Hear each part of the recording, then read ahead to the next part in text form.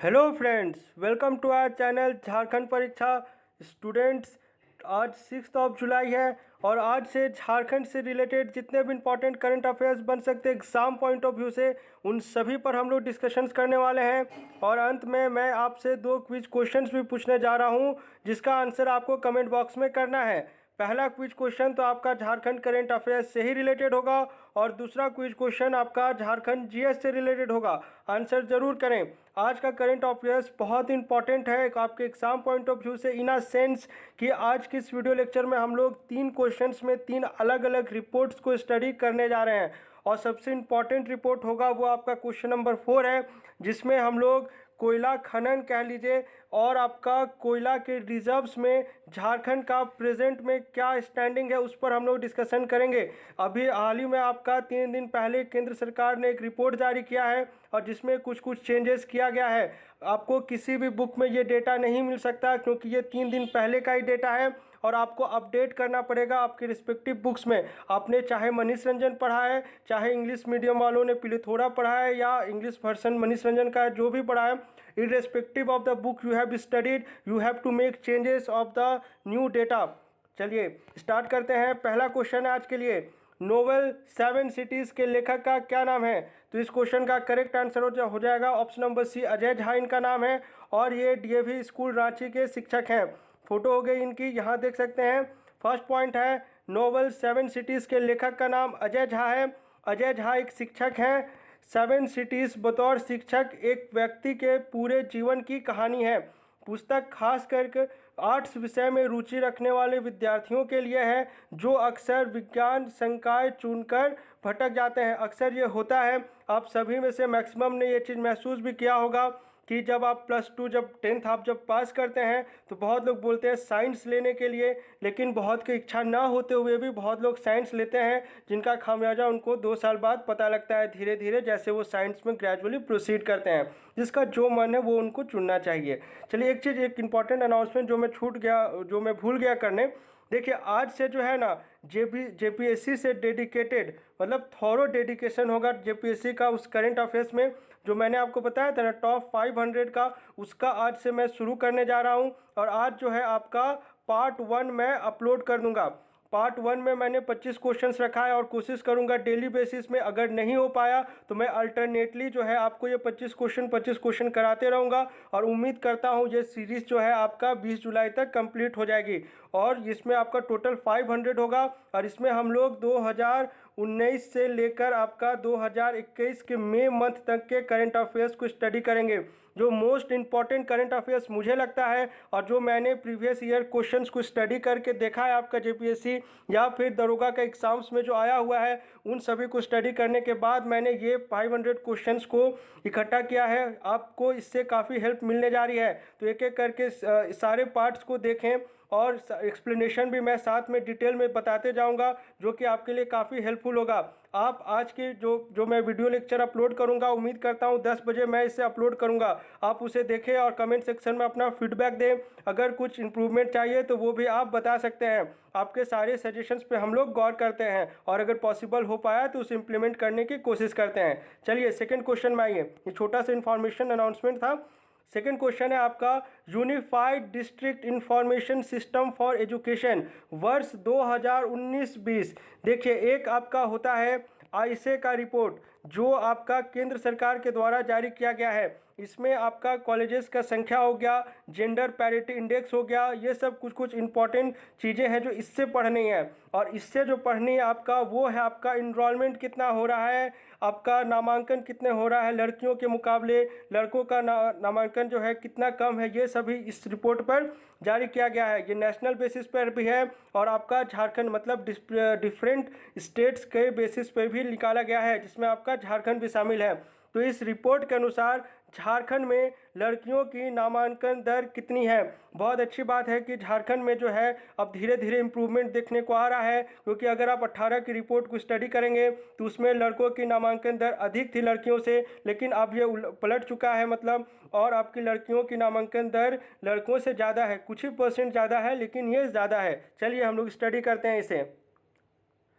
तो अगर टोटल की बात की जाए नामांकन की, आपका प्राइमरी हो गया या सेकेंडरी हो गया, इन सभी स्कूल्स को अगर मिला दिया जाए तो उसमें, सॉरी सेकेंडरी ने हाई स्कूल हो गया, इन सभी को अगर इंक्लूड किया जाए तो लड़कियों की नामांकन दर है 13.26 और लड़कों की नामांकन दर है आपका 12.09। और अगर प्राइमरी स्कूल्स की बात की जाए तो यहाँ पर भी लड़कियों की नामांकन दर अधिक है। ये लड़कियों की हो गई और ये लड़कों का हो गया। अब एक एक करके सारे पॉइंट्स को हम लोग स्टडी कर देते हैं। चलिए, जो तो मैंने आपको बता ही दिया कि लड़कियों की नामांकन दर लड़कों से अधिक है। अब यहाँ पे मैंने प्रॉपर्ली एक नोट्स के फॉर्म में लिखा हुआ है। देखिए, ये प्राइमरी स्कूल का है, या ये डेटा हम लोगों ने अभी पढ़ लिया। ये आपका माध्यमिक का हो गया। लड़कों और लड़की, यहाँ पर भी लड़कियों का जो है नामांकन दर अधिक है। यहाँ पे मैं परसेंटेज वाइज बात कर रहा हूँ, टोटल एडमिशन्स का परसेंटेज वाइज। चलिए, उम्मीद करता हूँ ये सब आपको पता होगा क्योंकि ये सब बेसिक मैथमेटिक्स है। उच्चतर माध्यमिक शिक्षा की बात की जाए तो यहाँ पर भी ये देखिए सारा में ज़्यादा है। इसी कारण से जब हम लोग टोटल की बात करेंगे तो टोटल में भी ये अधिक हो जाता है। आपको सारा नहीं याद रखना है, आप चाहे तो प्राइमरी याद रख सकते हैं। अगर प्राइमरी भी नहीं रखना है तो आप ये टोटल जो कुल नामांकन है ये कम से कम याद रखें ताकि कोट करने में आसानी हो। चलिए, और ये नेशनल लेवल का है क्योंकि डेटा दोनों का रिलीज़ किया गया है ना यहाँ पे, इसलिए लिखा हुआ है। आप नेशनल लेवल को अगर चाहे तो याद कर सकते हैं जब पीडीएफ मिलेगा तो। चलिए वापस आइए। इस रिपोर्ट के अनुसार झारखंड में ओबीसी बच्चों के नामांकन की दर राष्ट्रीय औसत से अधिक है। राष्ट्रीय स्तर पर ओबीसी वर्ग के बच्चों की नामांकन दर 44.83% है, जबकि झारखंड में यह 46.93% है। चलिए ना, आप इसको अप्रॉक्सी करके चलिए, यहाँ पर आप 47 याद कर लें क्योंकि राउंड ऑफ करना तो सभी को आता ही है। आप यहाँ पे 45 कर लें इसे। ओबीसी वर्ग में भी लड़कियों की नामांकन दर लड़कों से अधिक है। इस झारखंड में स्कूलों में कुल नामांकन के 15.67% बच्चे अल्पसंख्यक वर्ग के हैं। अल्पसंख्यक बच्चों में भी 15.06% लड़के और 16% आपकी लड़कियां हैं, यानी यहाँ पर भी लड़कियों की संख्या ज़्यादा है, जो काफ़ी अच्छी बात है। चलिए थर्ड क्वेश्चन में आइए, और इसमें मैं 4-5 चीज़ आपको बताने जा रहा हूँ। एकदम ध्यान से सुनिएगा, नहीं तो आप एग्जाम में गलती करके आ जाएंगे। जरा सा टेंस इधर उधर करके आपसे पूछ देता है। तो क्वेश्चन को समझिए पहले। इसमें क्वेश्चन पूछ रहा है आपका, केंद्रीय बजट 2021-22 में झारखंड में कुल कितने एकलव्य मॉडल बनाए जाने की बात कही गई है। तो ये बजट से पूछ रहा है कि कितना बनाया जाना। ये क्वेश्चन अभी इसलिए आया क्योंकि आपके जो केंद्रीय जनजातीय मंत्री हैं आपके अर्जुन मुंडा, उन्होंने सरायकेला खरसावां के राजनगर में पहला जो अलॉट हुआ है ना झारखंड को, जो है टोटल आपका 69 एकलव्य मॉडल स्कूल्स इस बजट में अलॉट किया गया है। और इसमें से जो है आपका पहला स्कूल का शिलान्यास आपका सरायकेला खरसावां में रखा गया है। अब एक एक करके समझिए। इसमें देखिए, अभी जो है आपका प्रेजेंट में 7 एकलव्य मॉडल स्कूल्स फंक्शनल है, जो कि अगर झारखंड की बात कर रहा हूँ सिर्फ, ठीक है। अब इसमें जोड़ते हैं हम लोग 16। मैंने आपको पहले 13 बताया था कि 13 एक्स्ट्रा बनाए जाएंगे, लेकिन इसमें आयशा का जो रिपोर्ट आया ना, जो मैंने अभी जिक्र किया, उसमें 3 और एक्स्ट्रा ऐड किया गया है, इसलिए आप भी ऐड कर ले तो ये टोटल हो गया आपका 16। इसलिए मैंने यहाँ पर 18,92 रखा हूँ क्योंकि समझाने के लिए। अब आपका इसमें एडअप हो जाएगा 69 जो आपका एडिशनल है, जो आपका बजट से ही आपको पूछेगा, इसलिए 69 याद रखें। और अगर आपसे टोटल पूछ लेता है, देखिए 7 पहले से है, 16 आपका निर्माणाधीन है यानी अंडर कंस्ट्रक्शन है, और 69 आपका प्रोपोज्ड है जिसमें से आपका पहला का शिलान्यास अभी रखा गया है। तो अगर इन सभी को आप टोटल अप करेंगे, सम अप करेंगे, तो ये आपका 92 आ जाएगा। मैंने आपको पहले जो बताया था आईसे के रिपोर्ट से पहले, तो मैंने आपको 89 बताया था, क्योंकि सिंपल है ना। आप यहाँ पे एडअप करेंगे इस चीज़ को, 13 + 7 तो आपका 20 + 69 कितना हो जाता है 89। लेकिन यहाँ पे 3 और एक्स्ट्रा दिखाया गया है आपका आईसे की रिपोर्ट में, तो आईसे की रिपोर्ट के साथ ये चीज़ बदल जाएगा। रिपोर्ट भी तो 1 महीना पहले का ही है, ठीक है। चलिए, तो इस क्वेश्चन के लिए अगर पूछ लेगा बजट वाला तो 69, टोटल अगर पूछ लेगा तो आप एग्जाम में 92 टिक करके आएंगे। और एक चीज़ और इम्पॉर्टेंट बात, पूरे भारत देश में कितने मॉडल स्कूल अलॉट किए गए हैं, तो टोटल है 452, और जिसमें से सबसे ज़्यादा है आपका उड़ीसा में। झारखंड बाद में आता है, 3rd नंबर पे आता है। और उसके बाद ये भी जान लिए कि एक एकलव्य स्कूल का टोटल कैपेसिटी कितना रहने वाला है, तो ये आपका रहने वाला है 480। देखिए सिर्फ 4 ऑप्शन आपसे कितने सारे क्वेश्चंस फ्रेम कर दिए जाते हैं, इसलिए आप यह नहीं सोचेंगे कि आपको जो है इतना लेंदी जो वीडियो लेक्चर मैं डिस्कस करता हूँ 4 क्वेश्चन देखिएगा तो मैं 4 से 5 क्वेश्चन ही डिस्कस करता हूँ, और एक्चुअली में इतना बन ही पाता है आपका एक दिन से। अगर झारखंड बेसिस में देखिएगा तो उसमें मैं कितना सारा क्वेश्चन अगर चाहूँ तो फ्रेम कर सकता हूँ। इस प्रकार से आप क्वांटिटी में नहीं जाइए, आप क्वालिटी देखिए एजुकेशन का जो मैं इम्पार्ट करने की कोशिश कर रहा हूँ। चलिए एक एक करके सारे पॉइंट को देख लेते हैं। ये आपका शिलान्यास वाले सेरेमनी की फ़ोटो हो गई। केंद्रीय जनजातीय मामलों के मंत्री अर्जुन मुंडा के द्वारा सरायकेला खरसावां जिले के राजनगर प्रखंड, चलिए राजनगर प्रखंड फिर से आ गया, कहीं पढ़े हैं, याद आ रहा है कुछ? ऑर्गेनिक हल्दी वाला कॉन्सेप्ट राजनगर का ही तो था। देखिए इस प्रकार से सब रिलेट होते रहता है एक दूसरे से। एकलव्य मॉडल आवासीय विद्यालय का शिलान्यास किया गया, और हाँ ये आपकी एक सबसे महत्वाकांक्षी योजनाओं में से एक है। चलिए 480 कैपेसिटी होगा जो कि मैंने आपको बता ही दिया। अब यहाँ से सुनिए, जो मैंने आपको समझाया ना वही चीज़ है, थोड़ा सा बैकग्राउंड जानिए एकलव्य स्कूल का। इसकी शुरुआत आपका 97-98 में अनुसूचित जनजाति छात्रों क्लास 6 से 12th के लिए प्राइमरी से लेकर 12th स्तर तक के लेवल के शिक्षा प्रदान करने के लिए की गई थी। इसके पीछे का उद्देश्य था कि उन्हें सर्वश्रेष्ठ तक पहुंचाने में सक्षम बनाया जा सके। इसे और बेहतर बनाने के लिए 18-19 के केंद्र बजट में, यहाँ से सुनिएगा ध्यान से, 18-19 के केंद्र बजट में घोषणा की गई थी कि 50% से अधिक एसटी आबादी और कम से कम 20,000 आदिवासी आबादी वाले प्रत्येक ब्लॉक में एकलव्य मॉडल आवासीय विद्यालय होगा। ये आपका जब नरेंद्र मोदी जी की जब कैबिनेट में जब मीटिंग हुई थी उनकी गवर्नमेंट में, तब ये डिसीजन लिया गया था। तो अब आपको समझ आ रहा होगा कि जो एकलव्य मॉडल स्कूल का जो कंस्ट्रक्शन किया जाना है वो कहाँ किया जाता है। ऐसे ही किसी एरिया को अपने मन से कोई भी विधायक नहीं सिलेक्ट कर सकते कि मेरा विधानसभा क्षेत्र यह है तो मैं यहाँ पर बनाऊँगा, ऐसा नहीं होता। सबका terms and conditions and proper criteria होता है। तो इसका क्राइटेरिया यहाँ पर है जो उम्मीद करता हूँ समझ गए होंगे। और ये जो है ये तो मैंने आपको बता ही दिया। और यहाँ पे थोड़ा सा इसमें जो है ना नवोदय विद्यालय से आप किस प्रकार से रिलेट कर सकते हैं वो यहाँ पर लिखा गया है।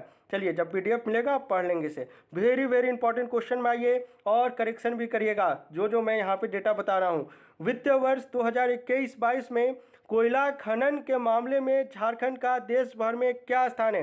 देखिए अगर टोटल रिजर्व्स की बात की जाए और या फिर आपका टोटल 2018 से इंक्रीमेंट की बात की जाए या फिर आपका टोटल खनन की बात की जाए, अलग अलग डेटा हो जाता है। अगर झारखंड को खनन वाइज देखा जाए वर्ष 2020-21 में तो पहले स्थान में छत्तीसगढ़ और दूसरे स्थान पे है हमारा झारखंड।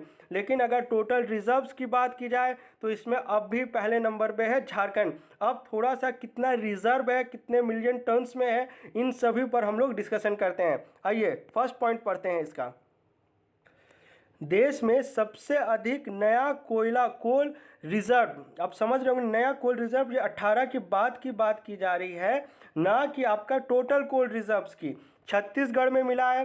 कोल रिजर्व में छत्तीसगढ़ का तीसरा स्थान है। अगर टोटल पूछ लेगा रिजर्व में तो पहला कौन है? झारखंड, और छत्तीसगढ़ इसमें कौन सा है? तीसरा। लेकिन नया कोल रिजर्व्स मिलने में आपका पहला नंबर में है छत्तीसगढ़। समझ रहे होंगे। चलिए सेकंड पॉइंट में आइए, डेटा सब कुछ समझते चलिए। केंद्र सरकार के द्वारा जारी किए गए रिपोर्ट के अनुसार छत्तीसगढ़ में पिछले 3 साल के अंदर 12,226 मिलियन टन कोल रिजर्व का पता चला है। 2018 में आपका कितना था? 57,206 मिलियन टन था, जो कि बढ़कर आपका 69,432 हो गया। आप इतना को यहाँ पर प्लस करेंगे तो ये इतना आ जाएगा। चलिए अब झारखंड में आइए, ये इंपॉर्टेंट हम लोग को एग्जाम पॉइंट ऑफ व्यू से याद रखना है। कुल कोल रिजर्व के मामले में झारखंड अब भी देश में पहले स्थान पर है। झारखंड में 2,450 मिलियन टन नया कोल रिजर्व का पता लगा है। तो अगर इसको एडअप करेंगे तो 18 में था आपका 83,152। अगर आप इसको एडअप कर दे 2,450 को तो ये बढ़कर कितना हो जाएगा? 85,602। देखिए ये जो डेटा आता है ना आपका रिजर्व वाला, ये सब अप्रॉक्स में चलता है, तो +-10 का रेंज आप लेके चलेंगे यहाँ पे। अब यहाँ पर ये छत्तीसगढ़ का ये खनन वाला हो गया। वित्तीय वर्ष 21-22 में छत्तीसगढ़ के खदानों में से सबसे अधिक 127.09 मिलियन टन व झारखंड का आपका 113.01 मिलियन टन कोयला निकाला गया है। और ये देश का डेटा हो गया, और यहाँ पे थोड़ा सा मैंने कंपैरेटिवली देश का भी लिखा हुआ है, आप इसे पढ़ लेंगे। और ये सबसे इंपॉर्टेंट है, इसे आप एस्ट्रिक मार्क करके अपने बुक्स या नोट्स जहाँ पर भी आपने लिखा है या पढ़ा है वहाँ पे मार्क कर लेंगे इस चीज़ को, ठीक है। चलिए आप थोड़ा प्रीवियस क्विज क्वेश्चन में आइए। क्वेश्चन था पुस्तक गूंगी रुलाई के कोरस का लेखक का क्या नाम। वेरी वेरी इंपॉर्टेंट क्वेश्चन, क्योंकि इनके लेखक का नाम है आपका रणेंद्र कुमार, और इन्हें ही जो है आपका 31 जनवरी को श्रीलाल शुक्ल स्मृति पो सम्मान से सम्मानित किया गया है। इनके द्वारा लिखित बुक्स काफ़ी इंपॉर्टेंट है एग्जाम्स में।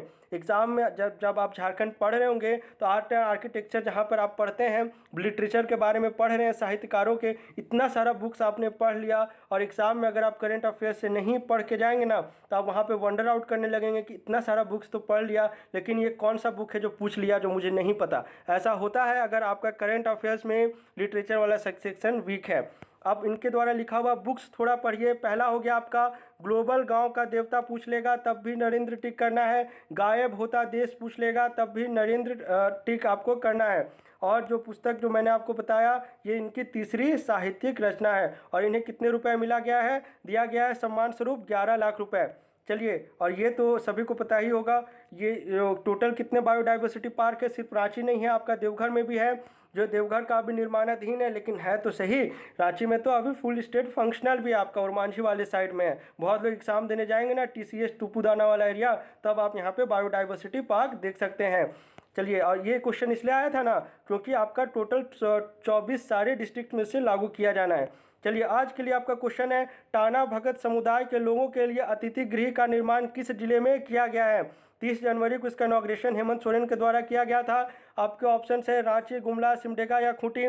चलिए, कल जो मैंने डाक वाला पढ़ाया था ना उसी से रिलेटेड आपका GS वाला क्वेश्चन, मिर्चैया जलप्रपात किस जिले में स्थित है। सिर्फ जिला ही नहीं, आप नदी का नाम भी लिखें। आपके ऑप्शन है रांची, लोहरदगा, गुमला या फिर ऑप्शन नंबर D लातेहार। चलिए, मिलते हैं 10 बजे वाली वीडियो लेक्चर में। Thanks for watching this video.